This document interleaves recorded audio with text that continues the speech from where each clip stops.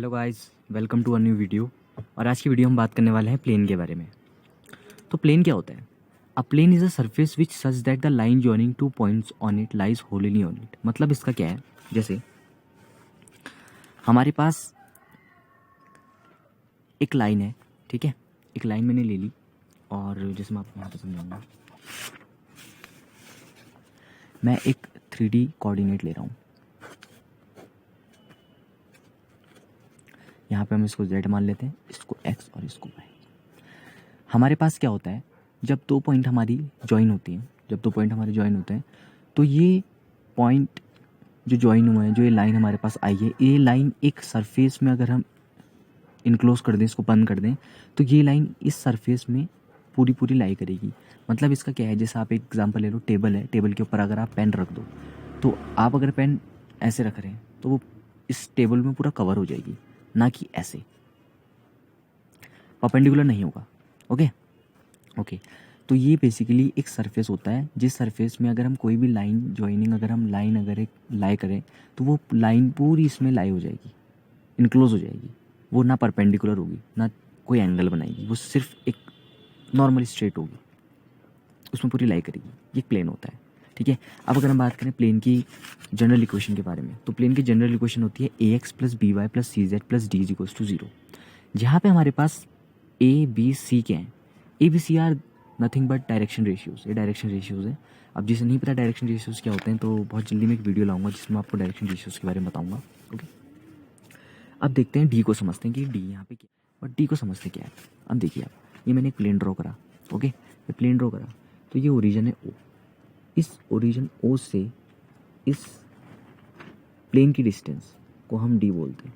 दोबारा समझेंगे, इस ओरिजिन से इस प्लेन की डिस्टेंस को हम डी बोलते हैं, ठीक है। ये तो d is the distance from origin and plane, यहाँ पे फ्रॉम आएगा, ओके, ठीक है। अच्छा, अब हम आगे बढ़ेंगे और आगे बढ़ के हम देखेंगे general equation of plane through a given point, ठीक हो गया।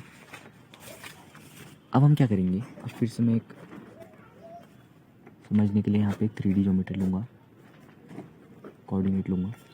इसमें मैं एक पॉइंट ले रहा हूँ P, जिसके कोऑर्डिनेट है x1, y1 और z1।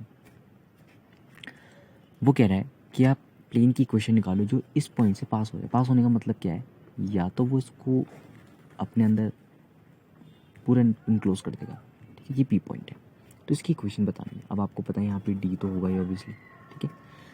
तो हम कैसे समझेंगे इसको, तो हम लोग यहाँ पे लिखेंगे कि let equation of plane be x plus b y plus c z plus d is equals to 0। Equation 1 मान लेते हैं। अब if this plane passes through x1, y1, z1, then अब क्या होगा उसके बाद, उसके बाद हमारे पास होगा ax1, by1, cz1 plus d is equals to 0। अब आप कहेंगे कि x1, y1, z1 इसमें क्यों आया। 3D ज्योमेट्री में जब भी अगर हम कुछ भी चीज़ कहीं से पास कराते हैं, ओके, तो उसके जितने पॉइंट्स हैं वो उस इक्वेशन में लाई करेंगे। कहने का मतलब ये है, जैसे आप यहाँ देखेंगे कि ये पॉइंट P था, ओके, इसके कोऑर्डिनेट थे x1, y1, z1। अब ये पॉइंट P किसके अंदर है, प्लेन के अंदर है।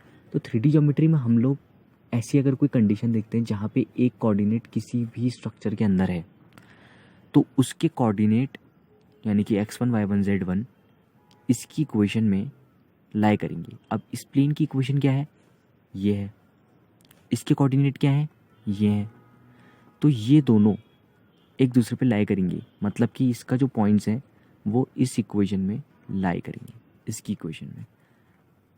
इसके पॉइंट x1, y1, z1, इसकी इक्वेशन ये है, तो मैंने x, y, z के बदले ये रख दिया। इतना आपको क्लियर हो गया होगा, ओके। अब लास्ट स्टेप ये बचता है,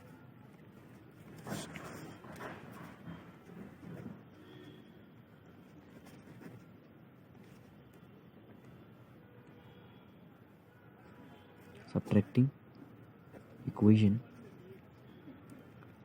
2 from 1। अगर मैं उनको सब्ट्रैक्ट करूँगा तो हमारे पास लास्ट में जो इक्वेशन बच के आएगी वो ये होगी, y minus y one and c z minus z one plus d is equals to 0। ठीक है, ये इक्वेशन है हमारे पास जब कोई पॉइंट से प्लेन पास होता है।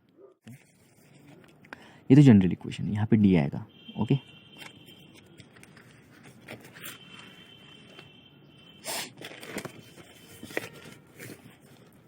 अगर इस पॉइंट कोई पॉइंट से पास हो रहा है तो उसके लिए भी डी आएगा।